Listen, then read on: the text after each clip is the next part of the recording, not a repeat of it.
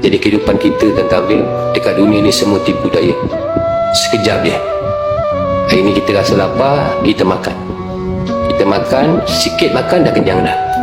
Lepas tu makanan yang sama yang tadi kita tengok sedap tadi, bila kita dah kenyang nak makan lagi pun dah tak boleh dah. Itulah dunia tentang dia. Kehidupan yang rasa semua sementara. Rasa lapar sementara, rasa sedap sementara, rasa kenyang sementara, rasa sayang sementara.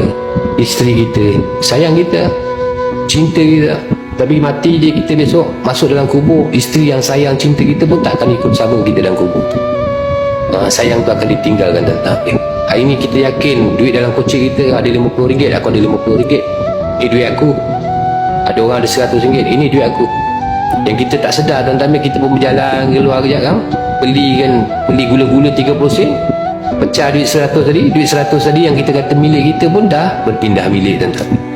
Kita tertipu tuan-tuan, dengan duit 100 tu je beribu-ribu orang kita tipu.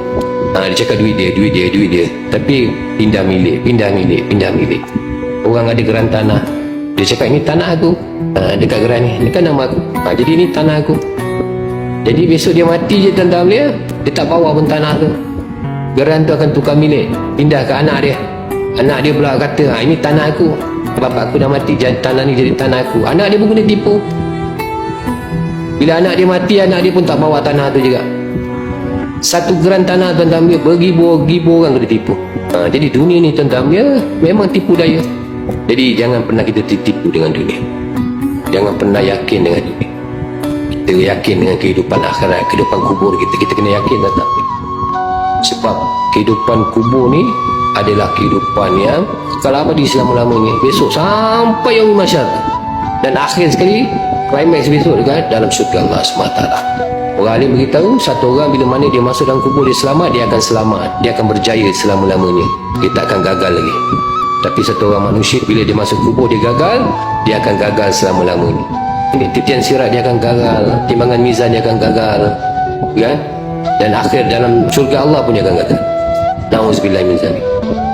Jadi kita usahakanlah agar Allah SWT pilih kita untuk masuk dalam syurga Allah SWT. Kehidupan kita dalam kubur, Allah SWT muliakan kita. Allah bagi kita permaidani daripada permaidani syurga dalam kubur kita. Allah pakaikan kita dengan pakaian daripada syurga. Allah SWT bukakan kubur kita dengan apa? Hawa dingin daripada syurga Allah SWT. Allah bukakan pandangan syurga Allah SWT daripada kubur kita tentang dia. Allah SWT lapangkan kubur kita sejauh mata memandang. Allah SWT beri cahaya yang sempurna. Allah SWT dalam kubur kita tentang dia. Allah Akbar. Jadi perkara-perkara ni kita nak usaha tuan-tuan, bukan masa mati besok. Nak usaha perkara-perkara ni masa kita hidup ni, masa kita diberi peluang bernafas apa semua, kan? Allah SWT bagi kita nikmat kekayaan, nikmat kesihatan, kan? Nikmat percakapan ni, apa yang kita ada ni kita guna untuk menggembirakan Allah SWT.